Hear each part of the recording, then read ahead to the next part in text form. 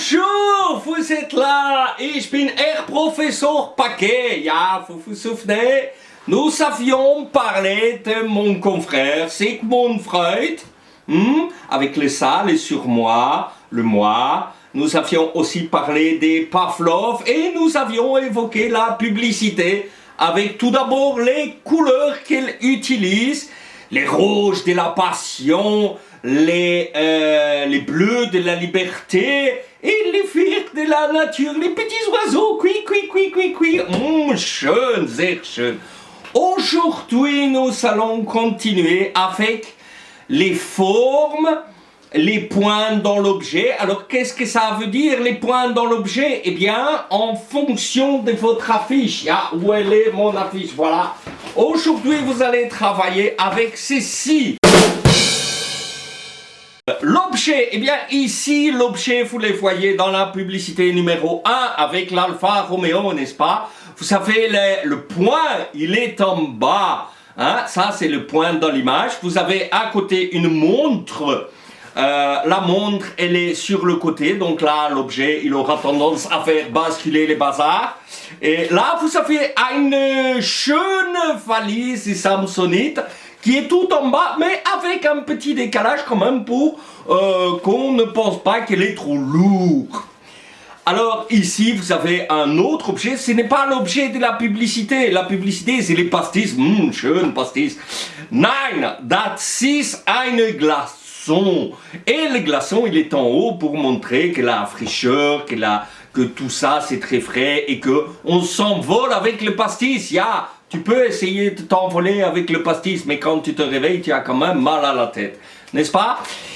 Bien, je passe à la suite des documents. Mon Dieu, j'ai perdu quelque chose. J'ai perdu quelque chose. Vous n'avez pas remarqué? M'aurait-on volé? J'ai perdu mon accent. Ah! Eh bien, tant pis, je ferai sans accent.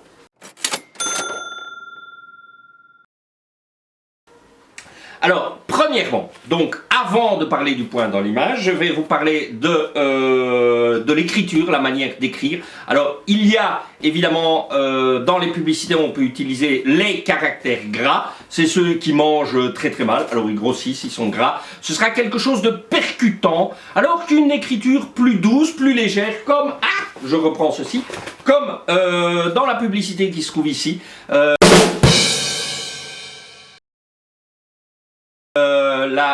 Numéro 4, eh bien vous aurez une écriture plus douce, plus légère.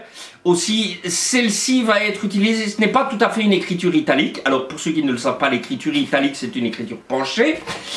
Ici, il ne s'agit pas d'une écriture italique, mais plutôt d'une écriture qui va faire penser à l'exotisme. Regardez bien, l'arrière-plan de cette publicité, c'est un arrière-plan qui évoque l'Orient. Le point dans l'image, il peut être au centre. Donc, s'il est au centre de l'image, mais vraiment dans le centre, alors vous aurez une impression de focalisation. Vous allez avoir le regard attiré vers cet objet. Mais, il est aussi possible que l'objet soit en bas, auquel cas vous aurez une impression de lourdeur ou de stabilité. Attention cependant, si on prend la publicité sur Alfa Romeo, vous remarquerez que la voiture sort de l'image et que, ce faisant, évidemment, on n'est plus dans la stabilité. D'ailleurs, ce qui est intéressant avec cette publicité Alfa Romeo, c'est que l'objet est rectangulaire. Alors, il y a aussi différentes formes d'objets. Vous pouvez avoir des objets ronds, des objets triangulaires, vous pouvez avoir toutes sortes d'objets, oui, voilà. Alors, ceci, c'est un carré. Un carré, c'est en béton, c'est pas très sexy. Mais si vous le mettez comme ceci, c'est déjà plus comique, il peut tomber. Hop là.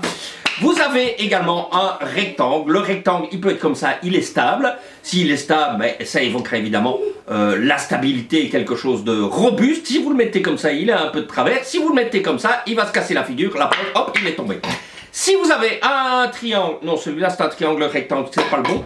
Si vous avez un triangle comme celui-ci, c'est un triangle presque isocèle parce que je ne l'ai pas très bien mesuré, mais ça aussi ça évoquera une certaine stabilité, alors que si vous prenez celui-ci, il est tout de travers et évidemment, il va se casser la figure aussi.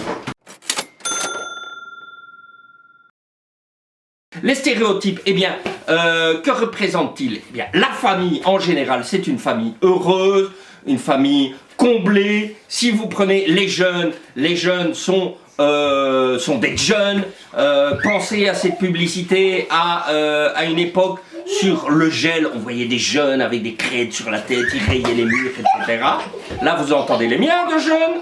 Ensuite, vous avez la séduction, évidemment, elle marche toujours. La nature, ben, la nature c'est beau, c'est merveilleux. Il n'y a jamais de boue, il n'y a jamais de mouche, il n'y a jamais de fumier, d'épandage, etc.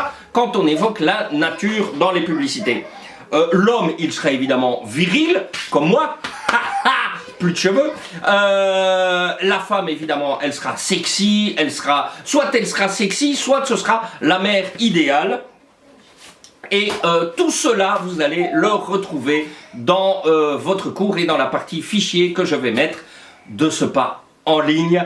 Je vous dis à bientôt, à la semaine prochaine, même heure.